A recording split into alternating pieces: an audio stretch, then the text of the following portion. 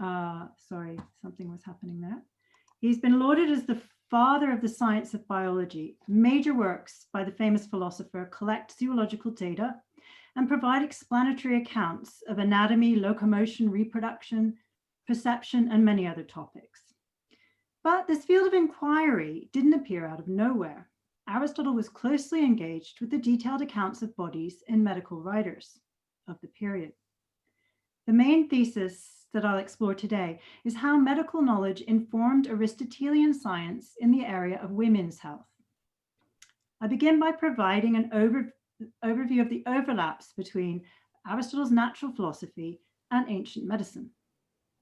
The importance of the female body and reproduction in both areas will be presented before a more detailed analysis of 4 sets of passages from Aristotle and the Hippocratic corpus, focusing on conception, fertility, gestational periods, and fetal development.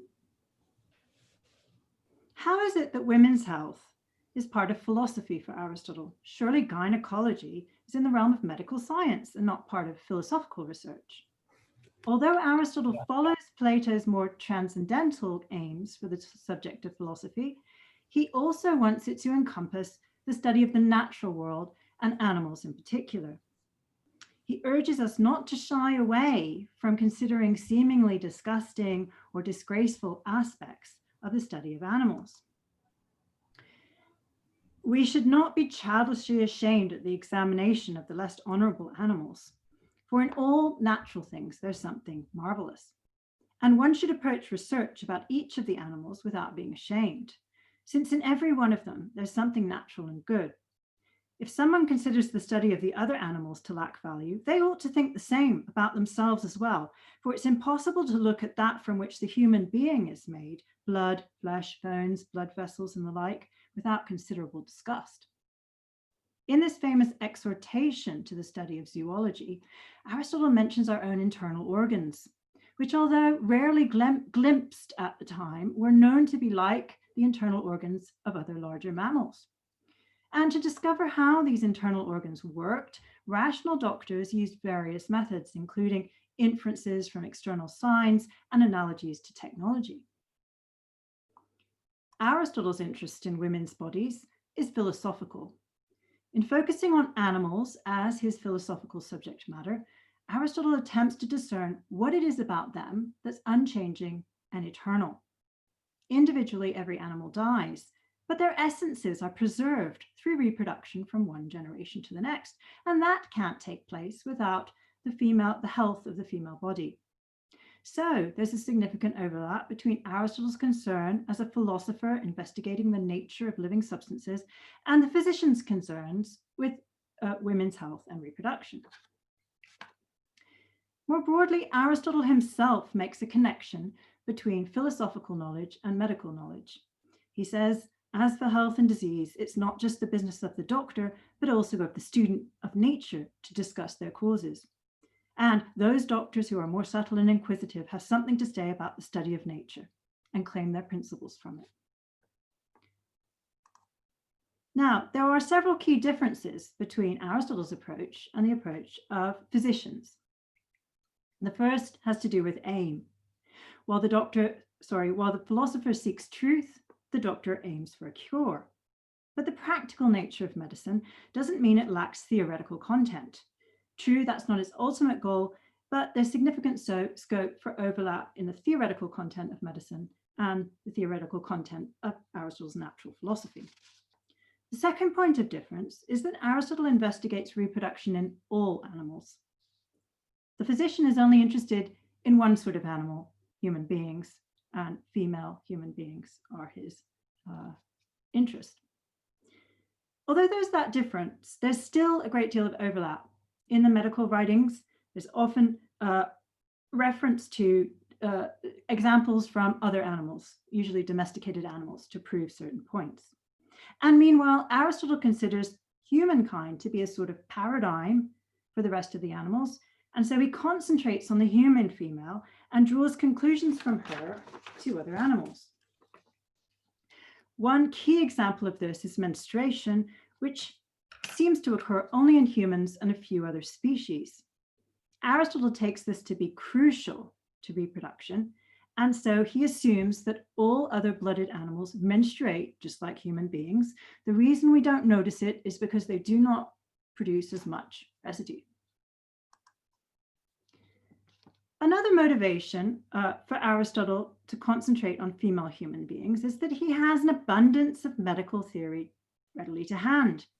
His obvious engagement with medical thinking on these issues creates certain tensions in his zoology. Some of Aristotle's views about generation in all animals are challenged by the information he gains from contemporary medical theory, because they think that the processes of reproduction in women are significantly different from the processes of reproduction in other animals. That he allows for this tension, as we'll see, shows two things. First of all, he's taking the medical work extremely seriously, to the point where he allows it to interfere with his overall theories. And second, we can see that some of the sexist attitudes we find in his works come from his engagement with medical theory and not from his direct research on non-human animals. So the first set of issues is about what the woman contributes to generation. And I've put these two sections on conception and on fertility. Now, in these sections, Aristotle is actually in disagreement with certain medical authorities, but he's adapting and using the same evidence for his own point of view. So I'll start with the Hippocratic work on generation, where the author explains that in sexual intercourse, a woman produces seed, which is contributed at sexual climax. And a woman feels pleasure once intercourse begins for the whole time until the man ejaculates. If the woman is eager for intercourse, she ejaculates before the man, and from then on, she no longer feels as much pleasure. But if she is not eager, her pleasure ends with the man's. It is as if someone were to pour fresh, cold water into water that's boiling. The water stops boiling. So in the same way, a man's seed falling into the uterus extinguishes a woman's warmth and pleasure. In fact, a woman's pleasure and warmth leap up at the moment the seed falls into her uterus, but then ceases. It is as if someone were to pour wine onto a flame. What happens is that the flame first leaps up and increases for a short time, and from the wine being poured onto it, but then ceases. In the same way, a woman's warmth leaps up from a man's seed, then ceases. A woman feels less pleasure in intercourse than a man, but for a longer time than he does. The following point is also true for women. If they have intercourse with men, then they are more likely to be healthy. If not, then less so. You can see here the practice of comparing physiological processes to more familiar ones in the images of pouring cold water into boiling water and pouring wine onto a flame. Both are supposed to help the reader to understand why the woman's pleasure ceases or flares up once the man has ejaculated. There may also be a hint of male bias in the final idea that sexual intercourse is some kind of therapy for women, although this point has been much disputed. It could be that women themselves thought of sex as a health-giving activity, despite the fact that consequent pregnancy and childbearing would have been highly dangerous for them. Modern science still tries to argue that heterosexual intercourse has health benefits for women. One wonders in the modern as well as the ancient context how much women were consulted to give an account of their own experiences. It seems at least that if proclaiming about such experiences is very important for this author. The theory presented in the rest of this work on generation is that both men and women have parallel seed produced during intercourse at sexual climax. It's well known that Aristotle rejects this view, but his own position has a medical background. In the work we've been considering, generation, menstruation isn't mentioned. What the woman contributes is seed during intercourse. But in a related work on the nature of the child, the contribution of menstrual blood is crucial to reproduction. The seed is increased by the mother's blood passing down to her uterus, for when a woman is pregnant, her menses no longer flow. And again, the offspring is formed in its bodily parts from this menstrual blood. Many other medical writers, like the author of On the Diseases of Women, also believe that menstruation has to be present in order for a woman to become pregnant.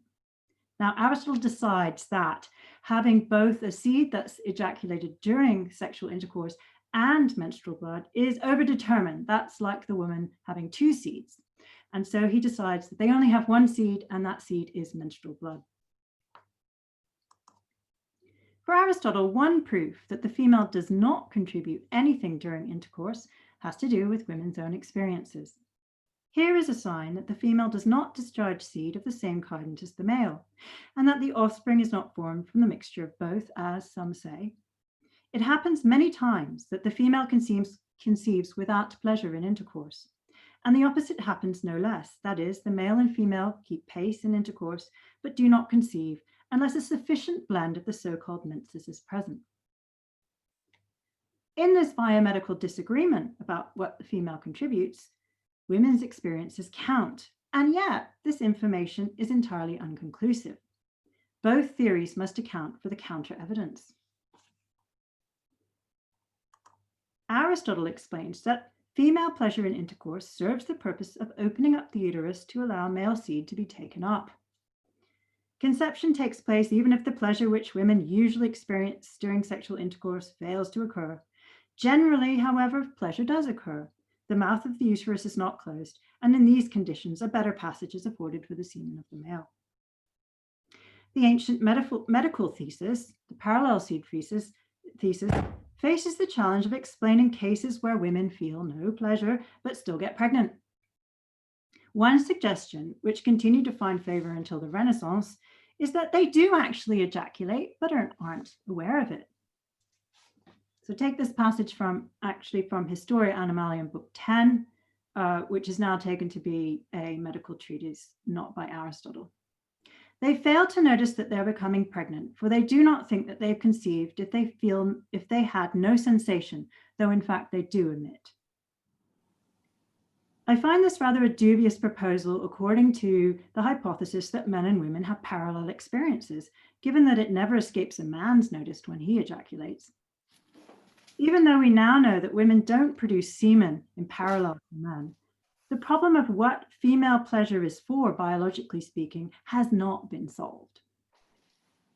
I now move on to common tests for female fertility, prevalent in the medical works and readily accepted by Aristotle.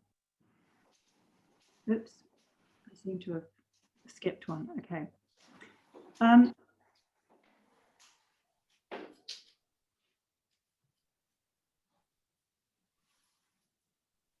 Sorry, I'm not sure what's happened, but I feel like I've skipped a section. However, I'll keep going. So the fertility test. So first, let's take the first one. Wrap a little oil of bitter almonds in a piece of wool. Insert it into the vagina and see whether the patient emits a smell through her mouth. And from Aristotle, women are tested by pessaries, whether the smell penetrates upwards from below to the breath exhaled. For if these things do not happen, this makes it clear that the passages of the body through which the residues are excreted have become indistinct and have grown together. Now, for the parallel seed thesis, the parts of the body from which the seed originates are connected to the uterus through passages or channels. So these tests seem to be designed to discover if these passages are blocked.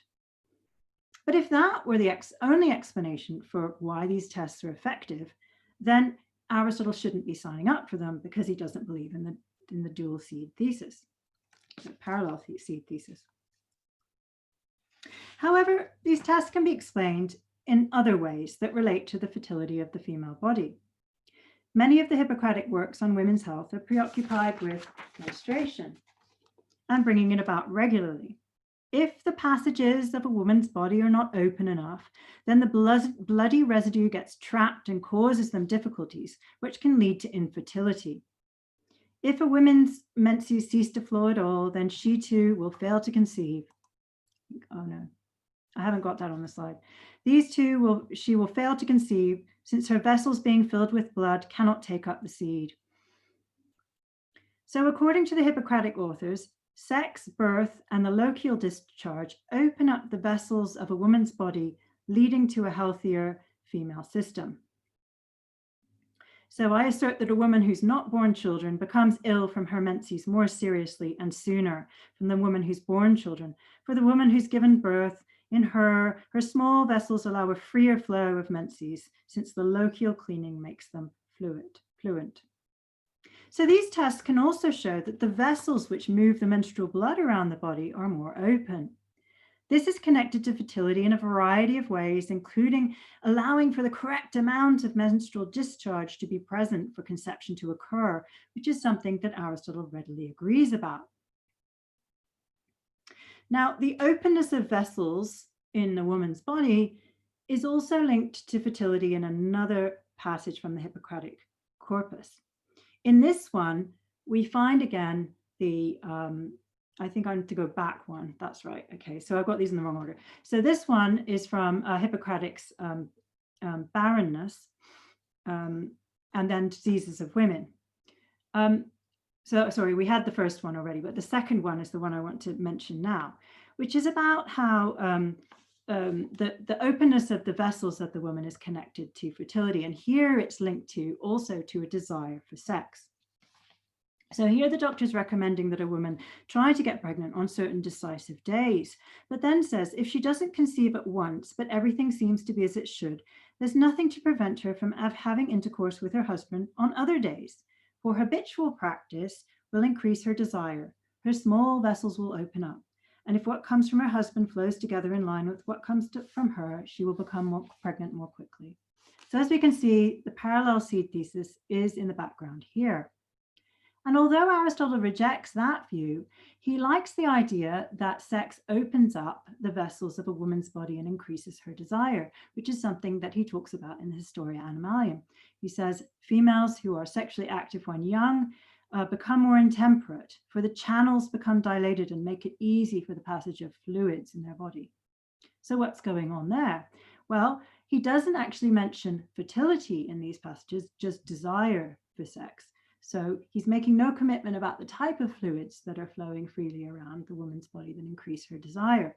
And indeed, he thinks that women have a fluid that is emitted in intercourse, which is not spermatic.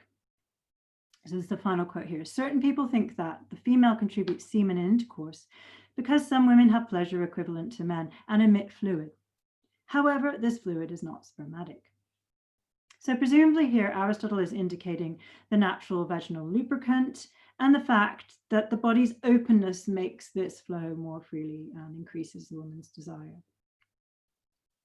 So again, he's using the same evidence, but for a different theory. Right, so I'm going to move on next to a subject which I feel is the closest we come to hearing the voices of ancient women themselves, some of whom felt forcefully that they had some forceful views about the length of gestation and the effects on the health of their babies. This is from the Hippocratic work on the 8th-month child. You should not distrust women about their giving birth, for they always say the same thing and they say what they know. Women who possess judgment and who furnish the most convincing arguments on the subject always say explicitly that they give birth in the 7th month, the 8th month, the 9th month, the 10th month, and the 11th month, and that of these children, those born in the 8th month do not survive, whereas the others do. This Hippocratic author broadly accepts what these women believe, which is that human gestation is of a variable length. He also accepts the 8th month of gestation is the most dangerous one. Aristotle is strongly in agreement that the human female has a variable gestational period running anywhere from 7 to 11 months. Adhering to this puts considerable strain on his general account of reproduction, where animals have a fixed gestational period. He mentions this in both of these passages. The first from the Historia Animalium is just giving general facts, and the second from his explanatory work on the generation of animals. So now the other animals, he says, now the other animals bring birth to completion in a single way, for there's one time fixed for them. But for human beings, for them alone among animals, there are many times, 7 months, 8 months, 9 months, so on. And in the generation of animals passage, Other animals have a single gestational period, but with humans, there are several. Children are born at 7 months and 10 months and in intermediate periods. Now, although he says that he's going to give a reason, or he has given a reason for that after he mentions it in the generation of animals, he says the reason may be discerned from what I've just said. All he says before this is that human beings can have 1 or 2 offspring at a time. Human beings can have twins, or they can have 1 offspring, which doesn't explain the variation in gestational periods, since other animals have that fact about them as well. So all I can conclude is that he's so convinced by the medical view that he's willing to twist or include it in his biology, even though he has no viable explanation for the oddity of the human being in this regard. Next, I want to go back to that original text, The 8-Month Child, to consider more closely what that author tells us about gestational periods and timing. So certain numbers are all important to this author when keeping track of time periods to do with health, and particularly the numbers 7 and 40. So these numbers mark significant changes. Let's start with 7. So, for example, says the author, at 7 months, a baby gets their first tooth. And at 7 years, children lose their teeth and get new teeth in. And seemingly very much aware of this medical theory, Aristotle readily agrees that human growth happens in 7s. In his Historia Animalium, he talks about the changes that happen when a child is 7 years old, and then puberty at 14, peak fertility at 21, and so on. He even works this into his political theory of education, where different changes in education happen every 7 years. And he remarks there, for those who divide the ages by periods of 7 years are generally speaking not wrong, and it's proper to follow the division of nature. Hippocratic authors also believe that things happen by 40s. Human pregnancy being 280 days in duration at its maximum significantly contains both magic numbers. 7 times 40 is 280. And they also think there's this kind of change in embryological development every 40 days. In the first one, a fetus is articulated, and so on. So the theory is able to explain why an 8-month child cannot survive.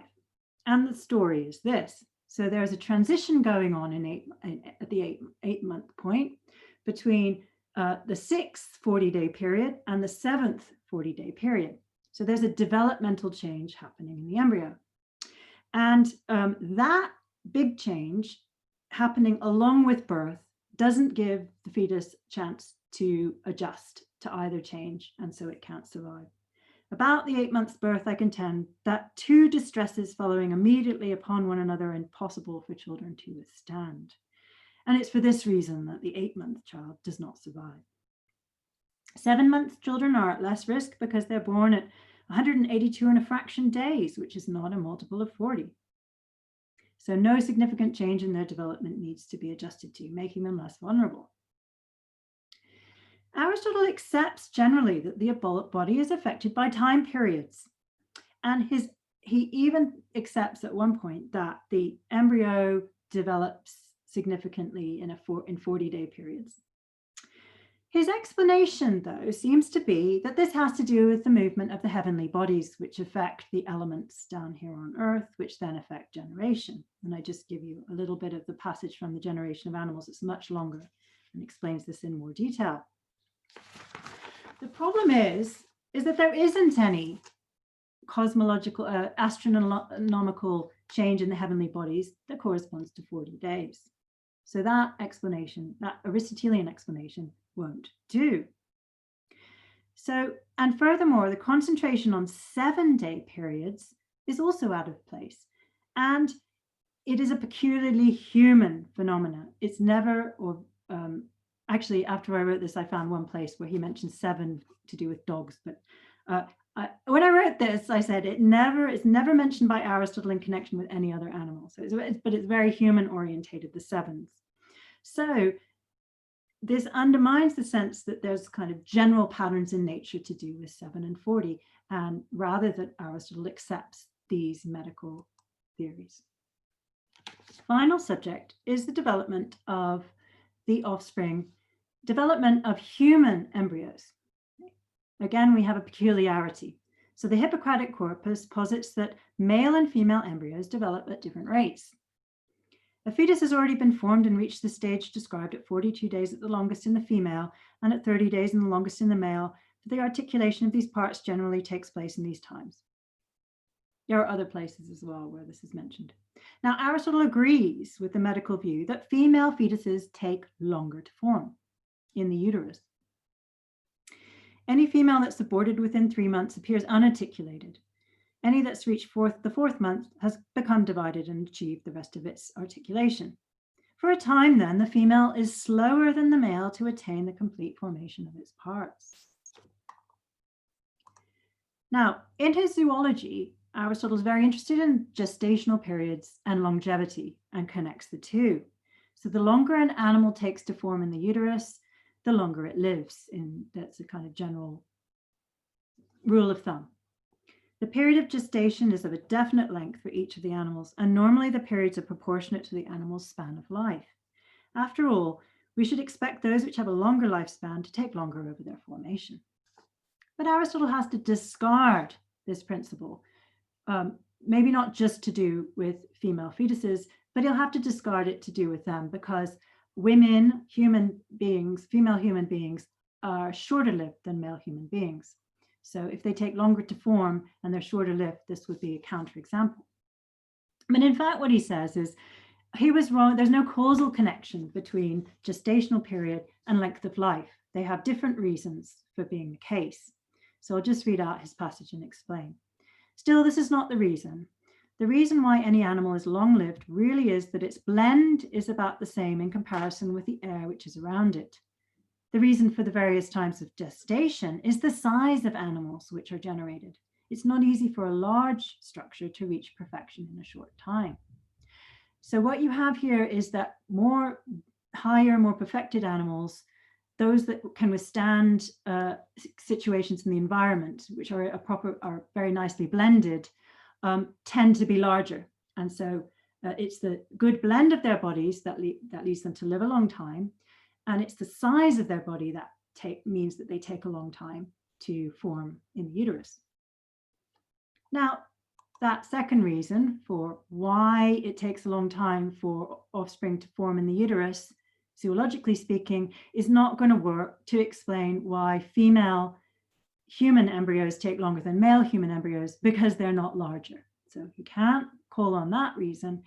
So he calls on a different kind of reasoning, a different kind of explanation, centered in the material, the kind of material account of development. And so he gives an explanation focusing on these material factors in development. And he prefaces this whole account again by saying this only happens in human beings. It's unique to human beings. And he says, okay, so this is his explanation. And he includes reasons for why women age more quickly once they're out of the uterus as well. So while still in the uterus, the female human is differentiated for a longer time than male. After birth takes place, everything reaches its perfection sooner in females than in males, such as puberty, prime of life, and old age. For females are by nature weaker and colder, and we must take it that the human nature is, as it were, a deformity. While inside, it's differentiated slowly due to coldness. For differentiation is a sort of cooking. Warmth cooks, and the warmer thing cooks better. When outside, the female human approaches the prime and old age quickly because of weakness. Everything inferior reaches its end more quickly. The explanation posits that strength, here identified with warmth, brings about more rapid completion of the embryo in the uterus. The same factor, warmth, makes the resultant animal able to resist the deteriorating effects of the external environment, which ultimately lead to its death. So weak products deteriorate more quickly. While this can be made sense of, the fact that female nature is defective hardly explains why this only happens in the case of human beings. Aristotle does say that male animals live longer than female animals in other species, with quite a few exceptions. But he never says that female embryos in other animals develop more slowly in the uterus. And we see this isn't in line with his general study of zoology. Instead, his theory seems very much influenced by these medical views. And it requires this further, rather dubious explanation of embryological development, which says that speed is a sign of perfection, when it isn't in other animals. So just because an elephant or a horse takes a long time to develop doesn't mean that, so there's the horse takes a year, but that doesn't mean it's a defective animal. All right, so I reached some general conclusions. So I hope that some of the passages from the medical writers have been enough to show that there was significant influence from theoretical medicine on Aristotle's science of reproduction. Although Aristotle disputes some of the details, there are aspects of the previous theories of the female that he takes on board pretty much wholesale. The female body produces a bloody residue, the menstrual discharge, which is required for conception. The passages in her body must be open in order for a woman to be fertile. At times, Aristotle accepts the evidence of medical testimony, but finds another way to explain it, more in line with his own theory, adapting the vision to his own ideas. So, for example, he explains that mutual pleasure in sexual intercourse can aid conception and requires the flow of non-seminal fluids in the woman. But Aristotle is so convinced by some of the authority of the theoretical doctors that sometimes he has to compromise his general account, because the medical theory has it that the female human is very much different from the female of other animals. So it's only in women that gestation is variable, that female embryos develop more slowly than male embryos, and that the numbers 7 and 40 are so significant to health. Some explanations press on the infirmity or weakness of female humans, which can't be justified by his zoological research, where female animals are often not weaker than their male counterparts. Thank you. That's the end. Thank you so much, Sophia. Virtual clapping. So let's, okay, yeah. There's an emoticon here of clapping hands and thumbs up. Good to know. So let's start with Lisa making some comments. Lisa, if you can unmute. Yeah. Can you hear me? Yeah. Yeah. Very. Yeah. So thank you, Sophia. It was very interesting and fascinating for me. I will attempt to provide a short response, or let's say a commentary on the spot, by illuminating probably the major differences of Aristotle and the Hippocratic authors. So the major difference as they appeal to me, and to highlight what struck me most in Sophia's paper. So I think we can say that generation of animals agreed with and is also indebted to the Hippocratic principle in general. So for example, the concept of balance between opposite and the concept of moderation. So opposite in terms of hot and cold and moist and dry. But I was thinking that where Aristotle differed most from the Hippocratic authors is in his purposes. Since his goal was, I think, to provide a systematic explanation, so a rational analysis of the natural phenomenon linked to reproduction. And it did not limit it, as you well explained himself, only to human reproduction, which is probably a novelty. So his system, what I personally find interesting when reading Aristotle, at his system can be borrowed, I think, as a whole. But it could be also dismantled sometimes. So you use the word compromise, and I think is a well-chosen word. So it's compromise ideas, because sometimes you can use the information included in its treatise and apply this information to some discussion of the body, and then ignore the same information and use it or reuse it for somebody else. Yeah. So can we say, and that probably this is a direct question for Sophia and for the audience, that yes, so Aristotle talks, for example, about menstruation, but does he explore really the interconnection between menstruation and the female sexual and reproductive health in depth and details, as Hippocratic also do?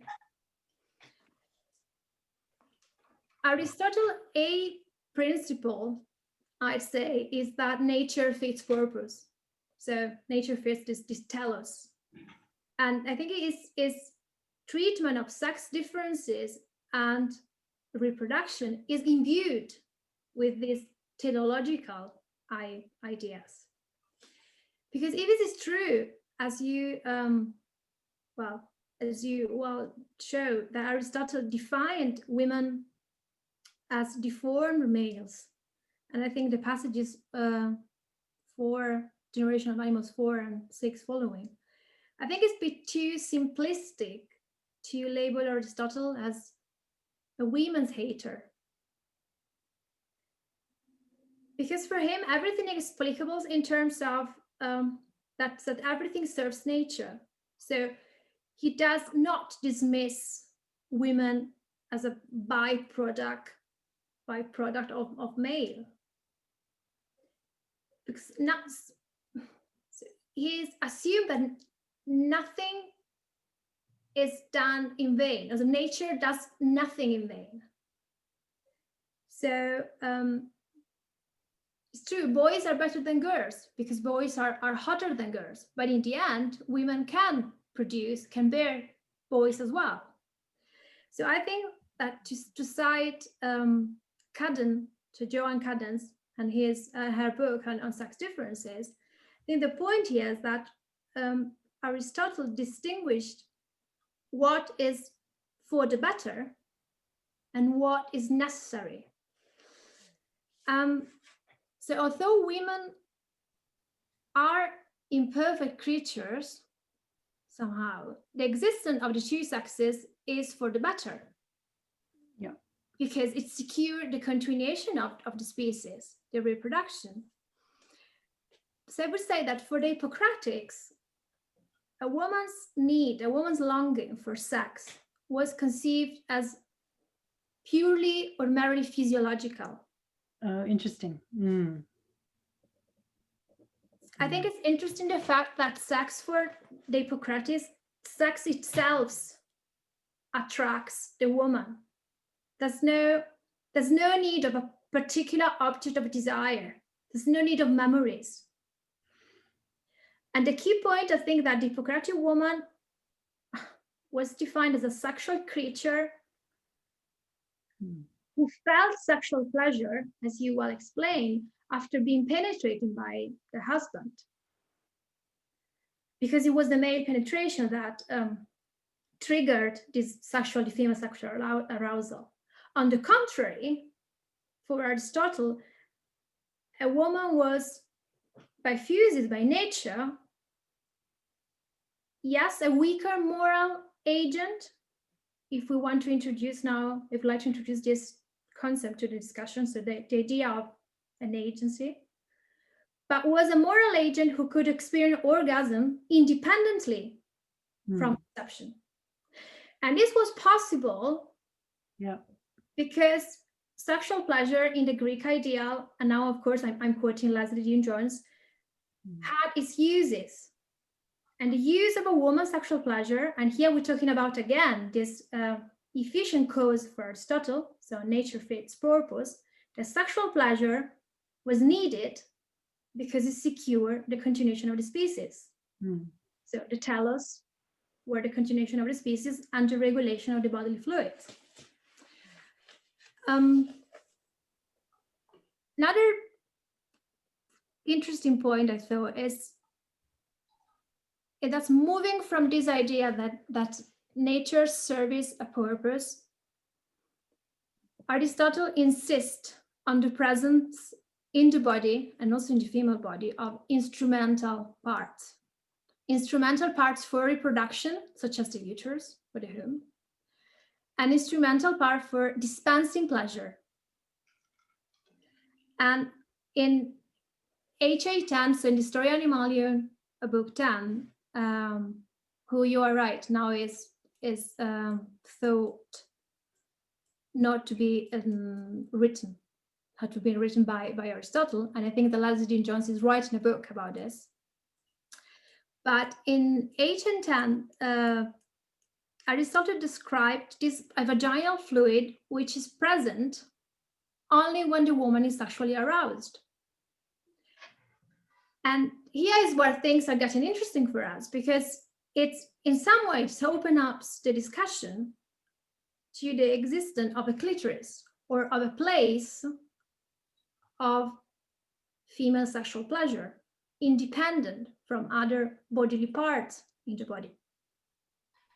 And indeed, there's a place in Historia Animalium, I think it's Historia Animalium 10:5, where it's talking about, so when during sexual arousal, during woman's sexual arousal, when the uterus is drawing the semen or the seed into the uterus, he says this is possible. So the uterus is able to is capable of doing this not on its own, but through the change of status. So from normal, again, this change of status from normal to excited and from dry to moist, through the change of a place, of a fissure, which is called porous. And this fissure seems to be above the urine duct and runs from like a caulus, so a penis-like tube, in front of the uterus. And its interpretation of this passage at the beginning of the 90s, so we're talking about, I think, in 1992, by Leslie Dean Jones. So she thought to see in this a description of a clitoral stimulation. And I tend to endorse this interpretation, also because it fits perfectly within this systematic, this rational analysis of Aristotle. Right. Having said that, that's another point which I found particularly interesting in your paper, so in Sophia's paper, which is the use or the symbolism of the numbers in general, and in particular here the number 8 and the number 40. And fascinating, not only because for the scope they had probably in antiquity in the ancient world, but also because they resonate with modern ideas about, for example, the danger of pregnancies interrupted at the 8th month of gestation, or better said, that this idea, we can call it superstition or doctrine or belief, that a baby, we talk about baby girl and baby boys, both born at 9 months gestation, are not viable, whereas babies who are born at 7 or 9 months can survive, can make it. Mm-hmm. And it strikes me that these beliefs are still present in our society or in our culture, and are in different culture and in different geographical areas.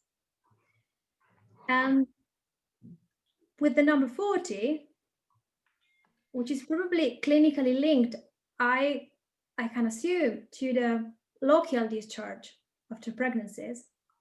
But the number 40 is a very strong number in antiquity, because it's often associated with